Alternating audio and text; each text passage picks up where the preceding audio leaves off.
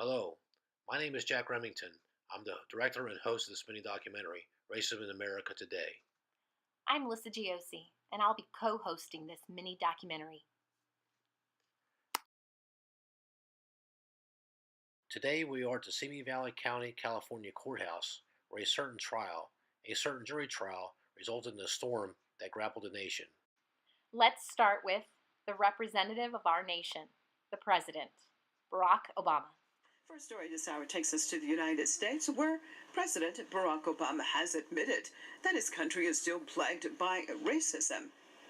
Racism, we are not cured of. Clearly. And it's not just a matter of it not being polite to say nigger in public. That's not the measure of whether racism still exists or not. Obama also said the history of slavery and segregation is, quote, part of Americans' DNA. The U.S. president made the remarks on a radio podcast on Monday, the president uttering the word, quote, nigger. When questioned about Obama's comments, this is what another civil rights activist, James Larry Grant, had to say. Thank you so much for being with us, Mr. Grant. What do you make of the president's words that the country is still plagued by racism? Well, he's absolutely correct about that. Yes, I'm in agreement with him about that. Yes. What's the bottom line? What is the cause? We're talking about 2015 now, sir. Why does the United States still have such a major problem with race relations? It has a lot to do with colonialism and white supremacy and white being in denial, about this situation. We're captives here, and regardless what they say, because we're here because of the attack of Africa, not because we came here because we wanted to play NBA basketball. You know what I mean? And we didn't come here on a cruise ship. We came here basically because we were captive, slave trade. And to build, we were the first startup capital for America. So it's kind of, it's kind of hard to for the slave master and the slave to, to be on the same level. So they're like in denial with that. And two, they no matter how much contributions we have made to this country, I consider myself a displaced African. Not an African American. So we just heard some of the reasons for racist attitudes against white Americans: colonialism, slavery, discrimination, unlevel playing field, prejudice, etc. Many people say that the racial divide between blacks and whites began during the trial of the 20th century, the O.J. Simpson trial, October 1995. Watch the reactions to the not guilty verdict by different people. The bailiffs will have the obligation to remove any persons disrupting these proceedings. So would you please stand and face the jury?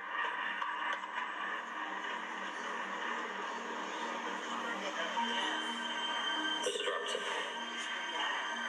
Superior Court of California, County of Los Angeles, in the matter of the people of the state of California versus Orenthal James Simpson, case number BA097211. The jury in the above entitled action find the defendant Orenthal James Simpson not guilty of the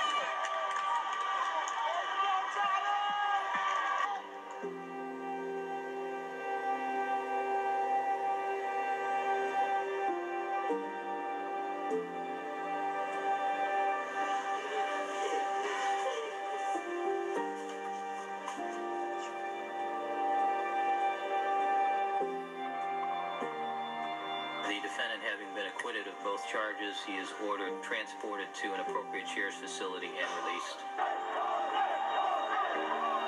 Some justice!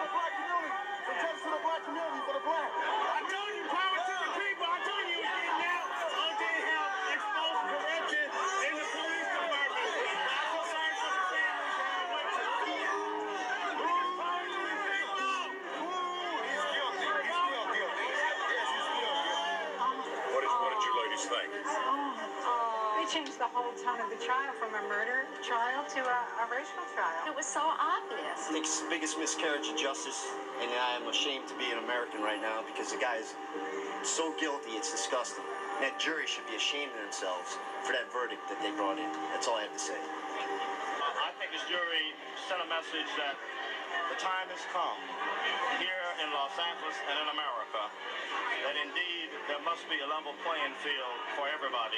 I am hurting so bad for those families. I mean, what are they going to do?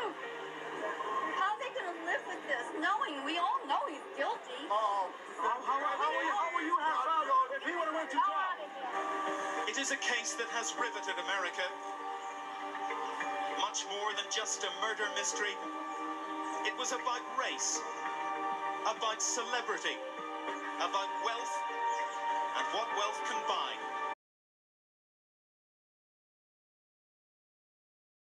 And in pop culture, stand-up comedians also use racism as part of their stand-up comedy routine bits. Like, let's take a look at this clip from George Carlin from 1993. And of course, the country is founded on the double standard. That's our history. We were founded on a very basic double standard. This country was founded by slave owners who wanted to be free. Am I right? A group of slave owners who wanted to be free. So they killed a lot of white English people in order to continue owning their black African people so they could wipe out the rest of the red Indian people and move west and steal the rest of the land from the brown Mexican people, giving them a place to take off and drop their nuclear weapons on the yellow Japanese people. You know what the motto? You know what the motto of this country ought to be? You give us a color, we'll wipe it out. We got it. So anyway, about 80 years after the Constitution is ratified, 80 years later, the slaves are freed. Not so you'd really notice it, of course. Just sort of on paper. And that was, of course, during the Civil War. Racism is a business model for people like the Reverend Al Sharpton, who has made a decent living stoking the fires of racism among black Americans. And then there's the Reverend Al Sharpton, the peacemaker. I have no words for him. Let him speak for himself. In an exclusive clip obtained from political consultant Stephen Marks, the Reverend is speaking at Keene College in New Jersey in 1992, specifically about police misconduct and the community's reaction. I don't believe it now. I believe it off from the pig. Well, they got pigs out here. You ain't off one of them. What I believe in, I do. I'm off the man. Put in the crack and walk right around here.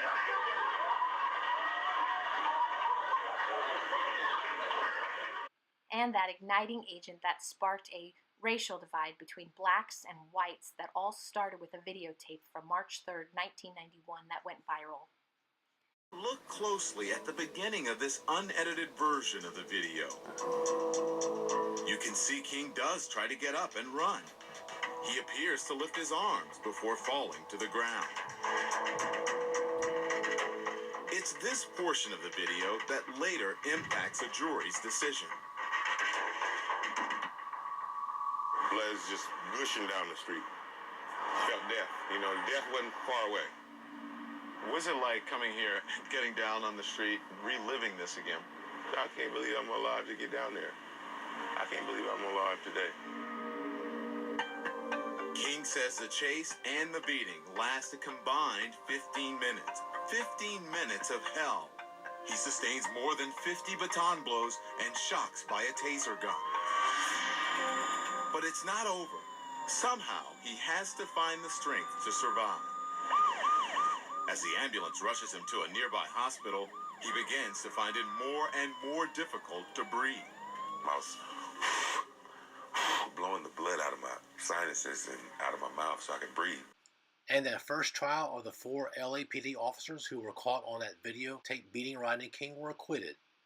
Less than 2 hours later, after those acquittals here in the Simi Valley Courthouse were read, the LA riots started.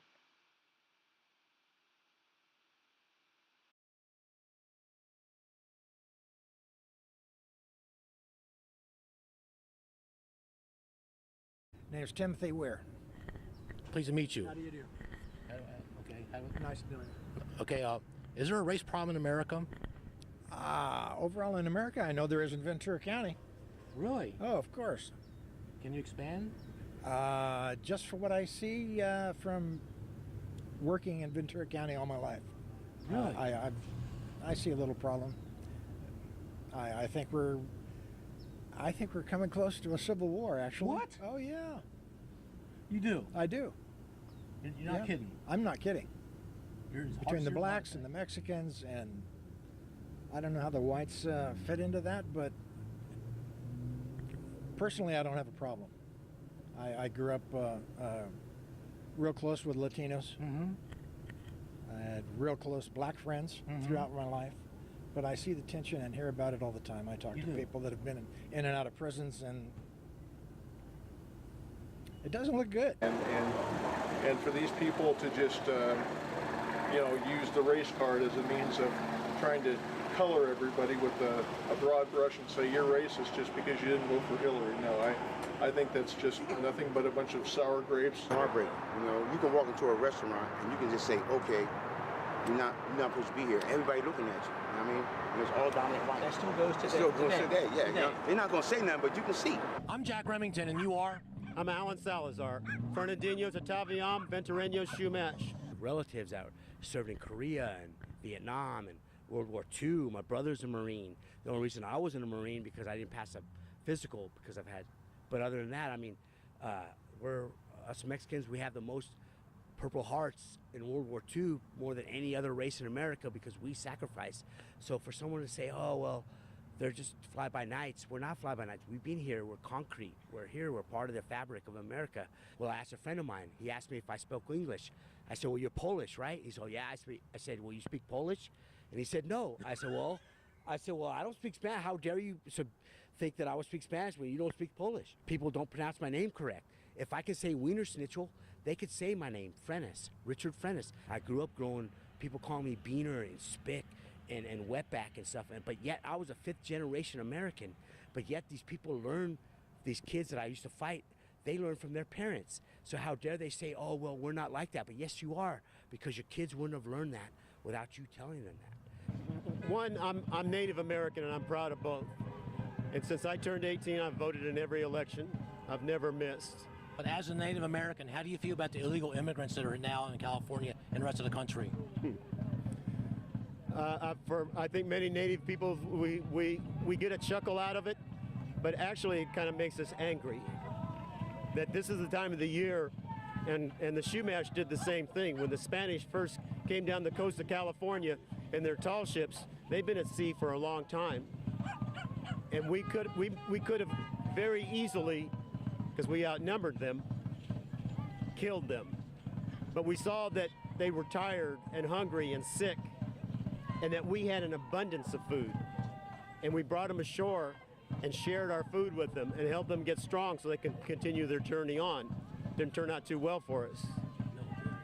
And the Native peoples back east did the same thing.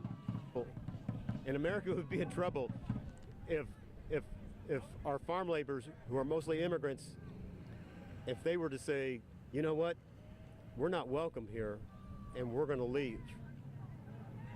It wouldn't be that difficult for them. It would be more difficult for us. I'm from Philadelphia. You're telling the truth. You know what I'm saying? I know you're telling the truth. Yeah. I can see you're right. Yeah. I see You know, because I'm from the East Coast, and you got Italians, Irish, you know what I mean? But I'm just saying, back then, you couldn't go down there. You ask your brothers, ask your cousins who serve in the military. Their best friends are Mexican Americans. Their best friends are Cubans, and their best friends are black, and their best friends are Asian. Where we don't make nothing without each other, man, and that's the truth. And it's a sad state of affairs that we don't think otherwise. Are you able to answer any questions about Black Lives Matter? I do not appreciate them at all. I think they're a troublemaking group. I think they're politically driven by their own racial bias, by their own hatred towards people like Donald Trump, and I think it's beyond ridiculous. And with Donald Trump, they're voting for somebody who doesn't, he espouses bitterness and he espouses racial hatred, and it shouldn't be that way. You know, we're not that way. We didn't come that way.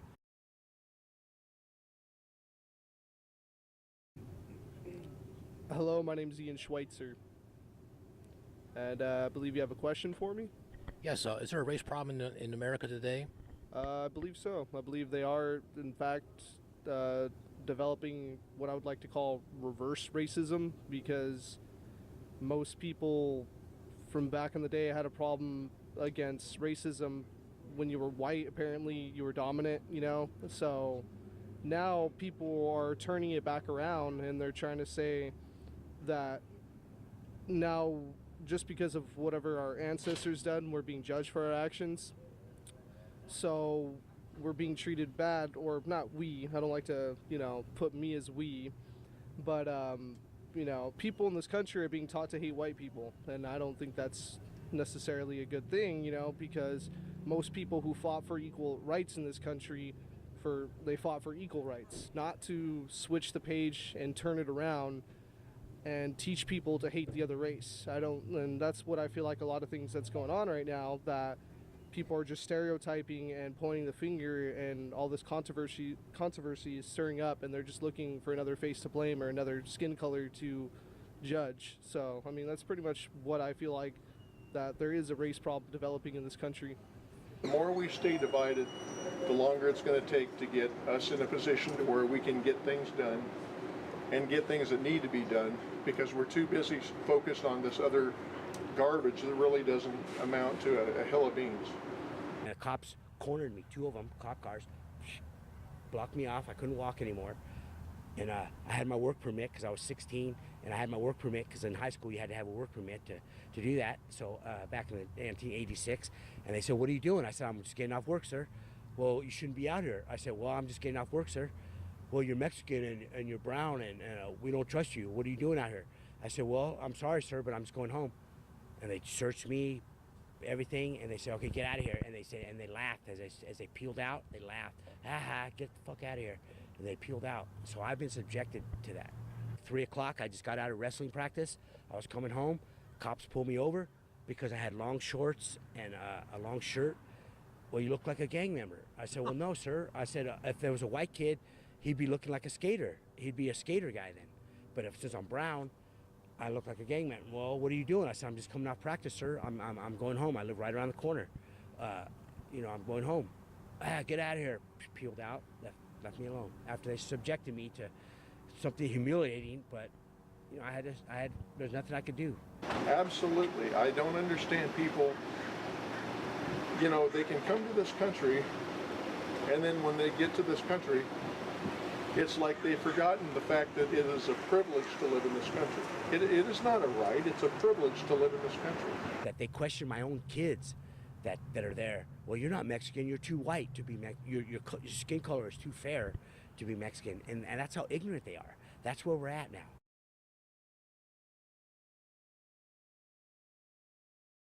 Ought to be solved? Will be solved. No, I do not believe that, because I believe man has a thing called a sin nature, and because of man's sin nature, you know, I just came from church myself, and so everybody that's born in this world is born with a sin nature. And because of that, we have a natural tendency to focus on all the wrong things. And I don't think the only answer to race relations is if you have a personal relationship with Jesus Christ. That's the solvent for that kind of an issue, that kind of a problem.